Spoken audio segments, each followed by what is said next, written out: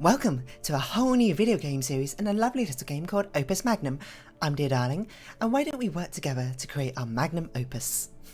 Now, if you don't know, this is of course Opus Magnum, a Zachtronics game, which is a sort of like programmy style of game. Well, yeah, you'll see, I guess. I haven't actually played this before. I haven't seen anything about it, so I guess we'll be discovering along the way. Oh, I'll be discovering along the way with you. Transmutation Lab Rules. Access is restricted to graduate level alchemical engineering students and faculty only. Any exceptions must be approved by the Chancellor. Keep your student alchemist permit and sigil with you at all times while in the lab. No food or drink is permitted in the lab.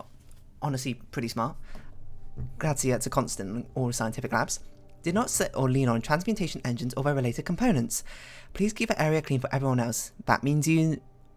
Anatius? Sure. Lesson Introduction. Histograms and leaderboards are not available for tutorial puzzles. I'm amazed you put off learning how to use a transmutation engine for this long. I was concentrating on working by hand, you know that. Anatius, we're about to graduate.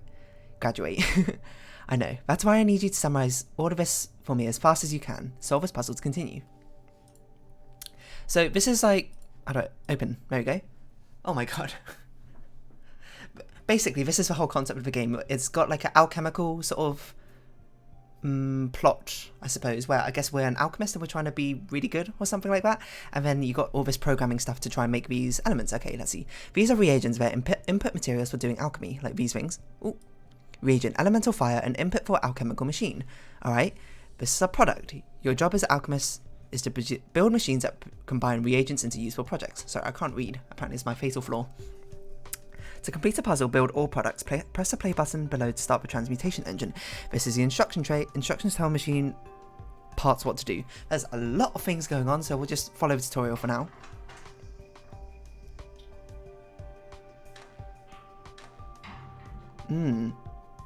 What's this product then? Oh, it's turning this fire elemental one into like a null thing? A theta. And a capital delta. Okay. Your machine has successfully created the desired product. We did it. Understand so far? Of course I knew this part was easy. That's why I never worried about it. I count you as a friend, Antonius. But sometimes you carry your genius alchemist act a little too far. Act? Okay. Introductions. So let's take the first and most important part, the arm. So I guess that was a tutorial just showing us basically what the goal of the game is. I understand. What's next? Wait, don't rush ahead. Let me go through the material. You need to see this. Is this guy seriously going to teach us a syllabus, like, in a week or something? Sorry, I forget you had to click open to open it. Place an arm below... Oh wait, what's this anyway? Reagent, elemental salt, and input for this alchemical machine. So this is what we need to create. Place an arm below, setting rotation and length so that the gripper is over the reagent. Then add instructions to the instruction tray below to make it pick up the reagent and move it to the product output. Okay, so sorry, I see this is what it does. Grab instruction. Close all grippers on an arm, picking up atoms underneath. Rotate an arm 60 degrees, or 1/6 of a complete rotation. Drop and rotate back. Okay, this seems simple enough. And this, what does this one do? It picks up, rotates 60 degrees this way? Why? Oh yeah, of course. And rotates back. Okay, so where do we pick up an arm? This is delete. These are the things. Oh, the arm's up here. Can we move? We can move it like this. And then we need to 1, 2, 3. Oh no, we need to pick it up, presumably. Rotate 1. I guess we can use the keyboard shortcuts, it looks like. Is that right? 1, 2, 3, drop, 1, 2, 3. That seems right. Alright, play. Probably shouldn't have had it rotate behind the text, but you know, whatever. So this is basically the gist of the game. You make these little machines, you program them to try and do what you want. I've got a bit of programming knowledge. I won't say I'm an expert or anything, but I like to think I'm pretty good at puzzles and logical thinking, so hopefully I'm not too bad, but we'll see. Alright. Right, so arms pick up and move elemental proxies around the surface of a transmutation engine. That's a very fancy way of just saying they pick things up. Right, and you control their behaviour with instructions. Yes, of course. Of course. Return to menu. Okay. Easy. Tutorial easy. Lesson pivots. In some cases, you want an arm to rotate what it's gripping. You mean as opposed to the arm itself rotating? That's right. In most cases, you'll use pivot instructions. Okay. Seems simple enough. What's this? Water? Stabilized water and input for this alchemical machine. Place an arm below, then add instructions to make it pick up a reagent and move it to the output product. So what this does is it picks it up, it rotates the arm over here, when it rotates, pivots the thing 60 degrees, drops. Okay, I see how this works. I keep forgetting the mechanisms up here. We probably want it over which one? Well, we can only put it over this one. So we want it to rotate, well, firstly we want it to pick up the thing, rotate that way, 60 degrees. It will want to pivot this way and then drop the item and then rotate back. So exactly the same thing. Nice. I don't know what this does. Step. Oh, execute single instruction. So I guess this is like a programming debug sort of feature. You can step through your things and see where it's going wrong. All very straightforward and simple. How nice that this is so easy for you. Why, how long did it take you to learn all of this? Let's just keep going. It took you this long? I forgot our friend's name already. Henley Servin. A piston arm is a special kind of arm that can extend and retract. And presumably there are instructions that control the piston. That's right, I'll demonstrate. Alright. Place a piston arm below and... Okay, so what's number 1 doing? I think it's important to always understand what they've done, you know, as well. Makes sense. So this rotates, extends outwards, then... What's this? Reset instructions. Create a sequence of instructions that will make an arm drop any held atoms and reset to its initial rotation length and position. Oh. So then what does number 2 do? It reaches out... No, it picks up something. Oh, here it is. It picks up something, retracts, rotates, rotates, rotates, and then resets and drops. Okay. I see how this goes. So we want to do this. It doesn't really matter what order we rotate or rotate or extract. So I guess we'll rotate anti-clockwise twice. Retract. This one's retract, right? Retract once and then do the reset. I think that'll work. Let's see. 1, 2, yep, that seems fine by me. This is a very handy feature. This reset thing. It's very smart that they put that in. 40G.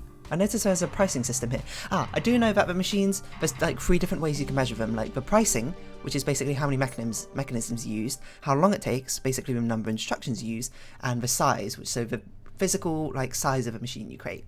I feel like I vaguely remember seeing that somewhere. I see. Oh, wrong voice. I see. Piston arms can reach areas you can't with a normal arm. That's what makes them so useful. They cost a little more than regular arms though. And I can use the reset instructions to make an arm return to its initial state from wherever it is. That's convenient. That's what I said. Just remember that reset instructions take the same amount of time it would take to issue those individual instructions. Well, yes, of course it will. Of course. This guy's so smug. Our guy, that is. Anateus. What's next? Next we have tracks, which are like paths you can place on the board. It's easier to show you. I keep clicking the wrong thing. Create a track between the reagent and the product, then place the arm on the track and add instructions to make it pick up the reagent and move it to the product output. How am I so bad at reading? Okay, so this one, what's this do? Move instructions. Move an arm on the track in the positive direction of a track. I see. There's like negative and positive signs. So this will pick up 1, 2, 3, 4. That's 4 movements, right? This will pick up 1, 2, 3. Okay, I see. So this is track. How does this work? Like this. We'll put an arm. It should start here. And I'm just trying to see if we can actually do this a better way. Without rotating. I wonder if it's, let's see, it's 5G. Well, I suppose it depends if you want to have more... Okay, let's not overthink it. It depends if you want to have... let's see, we'll move 3 times. If you want to use fewer pieces or fewer instructions, I suppose. So fewer here, then rotate... how many times? Twice, I believe. And then resets. So it does increase it by a little bit. Which I'm not sure if that's good or not. And I don't know what we want to focus on. I think we'll just focus on completing the level to begin with in most cases. But if there's room for efficiency, why not be efficient? It seemed like a foolish endeavour not to. I see, when you place an arm on a track, the arm can move forward or backward along a path. Tracks can be quite powerful, but I'm still learning how to use them effectively in my designs. Could you put multiple arms onto a single track? I think so. I've never thought to try that. I'll have to experiment later. Okay, so that's interesting to note. You can put multiple arms down. I wonder if they collide. Lesson, transmutation. To perform transmutations, we use glyphs. For example, say I want to calcify an element. You place a glyph of calcification on the board and move the element you want to calcify over it. Anateus. I mean, yes, that's connect, but at least let me get through the explanation first. I got all the explanation I needed. So cocky. I suppose if he's this genius at alchemy, I'm not surprised. Use a piston arm and a glyph of calcification, which I assume is this. Transmutes any of them into salt, okay. Into a product salt atom and move it to a product output. So we want it to move like... But why do we put it here instead of here? Oh, I guess we couldn't reach that point, that's why. It just seems like, oh, it's in a very annoying place. Is this a piston one? I think it is a piston one. Okay, so we want to move it like this. Grab it like this.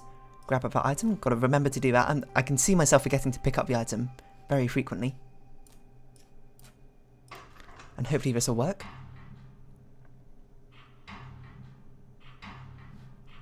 So this is a piston arm. Ah, okay. I didn't actually notice the piston arms have a gold circle and the regular ones have a silver one. It's quite fast, this glyph. Oh, wrong voice. Yes, welcome to model alchemical engineering. How many transmutations are available as glyphs? Most of the common ones so far. There's ongoing research to develop more, which you would know about if you paid any attention to recent developments in your field. You didn't have to call us out like that. Bonding. This must be the glyph of bonding. It is. To use it, actually, why don't you show me how it works? Seems that that's the way things are going on here. Very well. Use 2 arms and a glyph of bonding. So this is a glyph of bonding.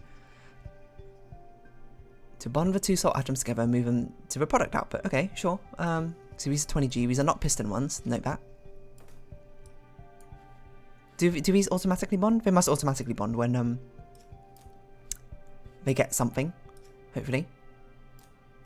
Do we have to wait for it? It seems like these ones aren't waiting. If they're just there at the same time, it's fine. So that's a good thing to note. So that means we don't have to like wait here or anything. We can just go on like this. I should really use the shortcuts, the keyboard shortcuts. They just bond. Bound atoms may not be moved in 2 directions at once. Ah, okay, I didn't notice that on the thing. So instead of having this here, let's have this here. Or we could just put this here, in fact. No. Ah, I didn't notice the fact that they did that to us. So we need to stop this in here, I believe. See, very nicely laid out like this for the tutorial one. For our one, we have to put in a little bit extra work. Okay, so that does make sense. Once they're bonded, they're treated as one entity. The transmutation engine makes alchemical engineering far simpler. You could have been using this the whole time, but I'm glad I did things the hard way for so long. I hope you're not like this in real life, Anateus. But this is real life. Stabilized water, our first task.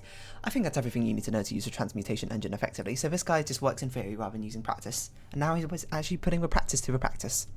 That doesn't really make sense. Theory to a practice. I'll make one more product just to make sure I get it. Okay. The building area, parts trays and instruction tray can all be panned by right-clicking anywhere when moving and dragging with your mouse. If your mouse with a scroll wheel, you can use that. Okay, that seems good. Wow, okay. From now on, you will place products and reagents of your own there at the top of your toolbox. So this is what we want to make. We want to bond it together. So let's get bonding station out of here. Ah, this is unbonding. Multi-bonding. What's this? Perfectly balances in all aspects. The glyph of equilibrium does nothing but remain where it is. Oh, okay, so it's just for prettiness. Wow, okay, 6 arms, 3 arms, piston arms, and tracks.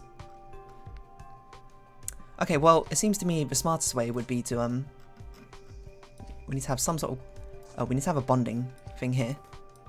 Have it rotate like this, so it goes up like this. Have a glyph of whatever here on this side. And have a reagent here. So it grabs this, swings it around like this. And this one can just be here, I guess. Doesn't really matter. This is number 1. Let's have the most important one as number 1.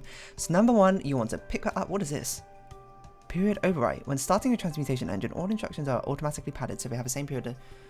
Replacing period oh no, end instruction period is can be artificially increased. Oh, okay. So this is like, since they all work on the same cycle, this I guess is to, so you can have different cycles. Repeat the preceding set. Okay. So we've got a loop in here. We've got reset, delete, what's this? Move in negative direction, makes sense. And pistons, okay. So we don't really need any of that yet. We're just gonna have, okay, let's use the shortcuts. So we'll go 1, 2, 3, and then reset. Sorry, use the shortcuts. Better to get them now, otherwise it'll be a bit finicky.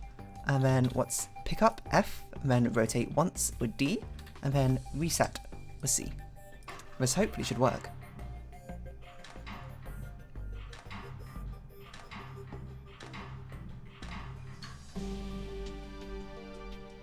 Wow, people did it with fewer costs, fewer cycles, and fewer area. See, there are 3 different ways you can do it. None of my friends have this game, so we're going to compete against ourselves, I suppose. But there we go. Well, we'll just work to do decently well, unless we get a good idea of how to improve it after we're done. But I kind of want to see what the game got in store for us first. So what are your plans after you graduate? I think I'll be a head alchemist for one of the August houses. That's bold, right out of school. Why not? True enough, no ambition could be too great for you. And yourself? I like it here. I think I'll stick around and hopefully become a professor. You do seem to have an affinity for teaching. Think so? Well then, may each of us realise his Opus Magnum. Opus Magnum. I've always found that term to be a rather pretentious term, but I agree with the sentiment at least. Oh, maybe I should change your intro to realise our Opus Magnum. Let's do that now. To realise. Because I'm not going to remember next episode, I'll be honest. Why are you laughing? Anatea's Via found something pretentious. Tell me more. So what do we do now? Oh, okay, see. I didn't notice this chapter selects screen over here. Oh, so we got 1, 2, 3, 4, 5, 6, 7, 8, 9, 10, 11, 12 of each of them. So we got about 60 levels or so. Imperial University, wow. College of Alchemical Engineering. Dear Anateus, congratulations on your appointment to the position of a head alchemist to the House Van Tassen. I'm very pleased to see you find a position in line with your talent and abilities. As you prepare to leave the academic life, I want to offer a word of advice. The politics of the city are much harsher and much more dangerous than those of the academy. You're a singularly gifted talent, and I would hate to see you get caught up in these conflicts. The alchemist's place is not to sink to the level of those around us, but rise above them in service of our art. Best of luck to you. Nadine Ptolomeo, Professor and Chair, College of Alchemical Engineering, Imperial University. Nice to know we got an offer from Imperial. Deja vu. Van Tassen's new alchemist. Concordia Lem. So, how'd it go? A nightmare. Our man kept going through his old stories about honour and righteousness. The Lady Van Tassen looks like she's embalmed. Frederick spilled food down the front of his shirt. What a brave man you are, surviving a formal dinner. It really is difficult though, I can't stand this stuffiness. Our man didn't remember my name. Captain Jelt had to prompt him several times. To be fair, you started only rather recently. Yes, I suppose it's too much to ask. Such a complicated, burdensome thing to remember one single name, the name of your new alchemist. The one who graduated at the top of his class from College of Alchemical Engineering. Anateus. See, you remember my name just fine. Think Armand would know my name, keeping in mind I've been here my whole life? Maybe next time you can go in my place. He might not even realise it's a different person. Alchemist, provisioner, which are you again? Yes. You'll get us in trouble. I've been doing this for years. Refined gold. Well, this is an odd first project. I feel like someone's having a laugh at my expense. Where were you asked to create the Philosopher's Stone? Opus Magnum. Oh, sorry, for Magnum Opus. Close, actually. One more guess. Transform lead into gold? Yes, apparently there's an old Van Tassen lead in the mine, and wouldn't it be better if it produced gold instead? Our man suggested it so casually. Sounds wonderful. Time to put your university degree to the test. Open. Alright, let's see. A glyph of projection consumes an atom of quicksilver and promotes an atom of metal to its next higher form. What? Okay, I see. By doing this repeatedly, even lead, the basis of metals can be transmuted into the finest gold. Okay. Sure. Do we have like a list? Okay, products. I didn't see how many times it had to be promoted. Show diagram. Ah, here we go. 1, 2, 3, 4, 5. We need 5 things to promote it. It seems like a good idea to use this then. To like rotate the things. Just get like continuous cycle of things. Oh wait, hold on. That's not what we want. I thought this was this thing. So this is... So this is lead. So this is what we want to put in. And rotate it upwards, like that, into our product, which will be here. Yeah, that seems right. And then the reagents... Do you think we can just have a cycle? Is it better to have a cycle? There's probably no reason to have a cycle. We could just go back and forth. I'm overthinking things. In fact, make things smaller. I like things small. So let's see. Number one, we want to grab. What do you think? One, back and forth over and over again is... Okay, I'm overthinking it. I know, like, this can solve it. I'm just trying to think it would be more efficient to go around in a circle or not, and I don't think it is, the more I think about it. Or at least it shouldn't make much of a difference. So one will pick this up, it's going to rotate. Sorry, I'm not using the shortcuts again. And then it's going to wait, I guess. I guess we'll see how many times we need number two to pick this up. Rotate once in the opposite direction. And then repeat this. So how does repeating work? So we'll do it again and again. No, then we need it to drop and rotate backwards, and then repeat again. So one. Excuse me, that's not what I meant to click. What's delete? Z. V. So do it 1, 2, 3, 4, 5. This is a long cycle. But I guess once that's done, at what point should we rotate? I think here, right? That's when you drop it. Do we need to drop it? I'm not sure if we need to drop it. I suppose we can figure out ourselves. Rotate and then reset. Let's see. 3, 4, 5, 6. Ah! Why did it do 1, 2, 3, 4? Oh, we didn't need to do it this many times. I believe. Is that right? Just trial and error it, you know.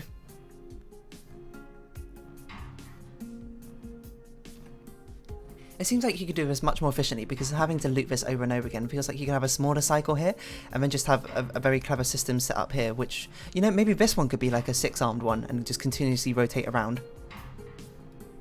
No, I don't know about that. Seems like we did about average. I like having a small area. Maybe that's what we'll aim for. It looks cute and cozy. Can you make lead into gold? I can scarcely believe it. Well, at least it's finished with now. Like asking a fish if it can swim. You're taking this remarkably poorly, Anateus. I was expecting a challenge, that's all. Sounds like you want a chance to show off. I'm not sure if I go that far. It sounds like you do, Anateus, I'm just saying. Okay, face powder. Have you seen the Lady Van Tassen recently? A few days ago, why? Did you notice how pale her face is? Oh, well, she's well known for her pallor. Why, did someone ask you to do something about it? Our man himself did. It seems it's gotten worse lately. People are whispering about her health. That's unfortunate. The lady hasn't had an easy time of things. I'd hate to see her slandered on top of it all. Elemental earth. Okay, this seems easy enough. So this is our reagent. Oh, we've only got one. Interesting. Okay, we've only got one. We definitely need a bonding station. So we need something like this to swing like that. Can we have arms, like, simultaneously? Wait. I'm trying to figure out where it needs to be to swing around like this. I guess this has to be a piston arm. How much more expensive is a piston arm? 40G! Well, we're not going for price anyway, so it doesn't really matter. Presumably this is an instant, like, well of things. You know what? We probably have to stagger it slightly. Because otherwise they'll collide, right? So this will rotate 1, 2. You know what? Then we should do this one first. Because I think it will take longer. Maybe we could use a track. It's 5G for each one, so if we had a track here... So if we rotated, oh no. I'm just trying to think what would be a cheaper way of doing it. 1, 2, 3. 1, 2, 3, 4. 1, 2, 3, 4. That's cheaper, isn't it? It's not small though. I like small things.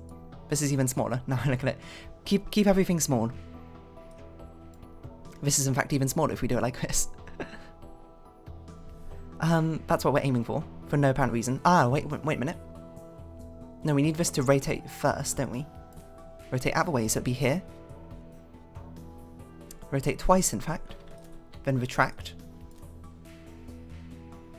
Then drop and reset. Well, this one grabs, rotates, rotates. Rotates once more. And then pivots. Let me think which way it's going to be. Pivots once that way, and I think that should be good.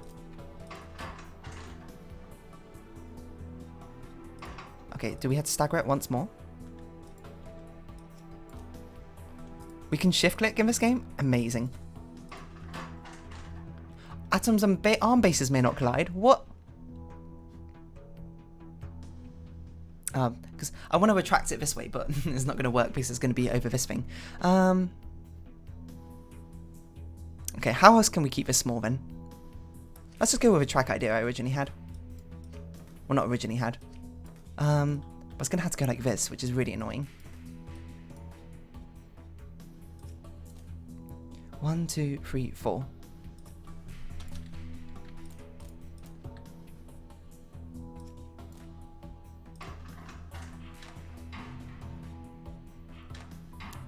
It's nice, but it looks ugly, doesn't it? I feel like it could be so much smaller. Yeah, look how big it is. Well, we didn't do it all that well. Oh well. Maybe once we learn more, we can come back and refine it. I think we've got time for one more level. This should help the lady's face look less pale, though it's quite a superficial solution. Who can really say what troubles a Lady Van Tassen? It's not for us to know. Have you ever heard her speak? She didn't say a word during the dinner I went to. I remember her speaking to me once or twice when I was a child. Odd. Just another one of many Van Tassen mysteries, I suppose. One gets used to them after a while. Waterproof sealant. Let's just get through these levels. Do you know much about ships, Concordia?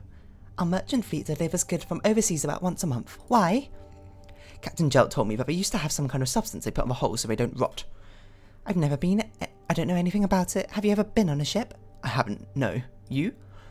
Not at all. It sounds ghastly. Being tossed around the ocean, then getting eaten by sea monsters. I'm not sure all sea voyages are like that. Enough of them are. The glyph of multi-bonding can create up to 3 bonds at once. So products, that's what we need. Let's get the glyph of multi-bonding out, because that's probably what we need. So we've got water and... I want to keep things small, remember. Keep things small. That's my motto. In fact, I didn't keep things very small in the last one, but that's fine. Feels like this could be a really small way to do things. Let's think about it. So we need to have air, water, if that's what we want. So this is a very easy way to do water. Air can be done like pop, pop, pop. Ah, but it can't reach this. I guess we can keep it here and it's still pretty small, right? And then number 2 can reach it, I think, like this. Yeah, I like this. It seems cute. Okay, so number 1, you're going to pick it up. You're going to rotate. That way. And then you're going to reset. That's all you do. Number 2, you got your work cut out for you. So really we should have number 1 do the rest of it, right?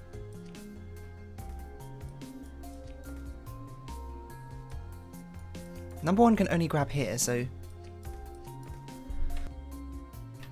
There's not a lot of spaces for 1 to really put anything. You can grab it like this and then... No. You'd have to grab it from a place it can actually reach. Grab a water... Oh, one can do it still, here. In fact, you're not going to reset then 1. You're going to grab, rotate, and then wait. While 2 is going to grab, rotate twice, drop, grab, rotate, drop. And as you drop, grab, rotate, and it drops on this one. One is going to rotate 1, 2, 3 times. And it will be which way round? It'll be this way round, right? So he will need to pivot 1, 2, 3 times as well, I think. Does that work?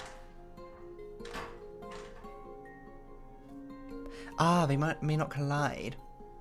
Okay. Fine, I guess we'll put it over here then. Oh no, you can't reach that. That's why we didn't put it over. No, we can reach that. Right? No, you can't reach that. Yeah, it has to be here. Or you could rotate the other way around, I guess. I'm very much committing to this the small scale. What's it?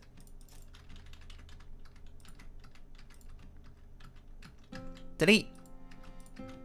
Okay, let's think. So we need to rotate 1, 2, 3, 4. What? How about 1, 2, 3? Oh, just do it the other way. So then it's going to be like.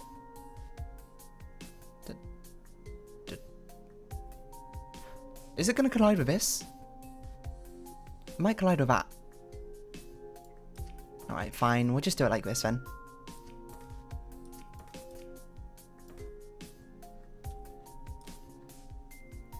I think this solves our problem. Hold on a minute. We can make it even smaller like this. Genius.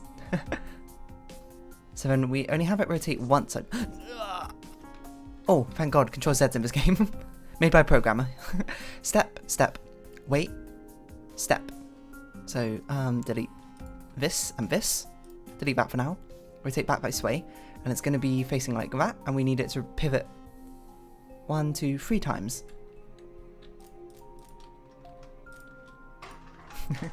It's so tiny. That's not bad.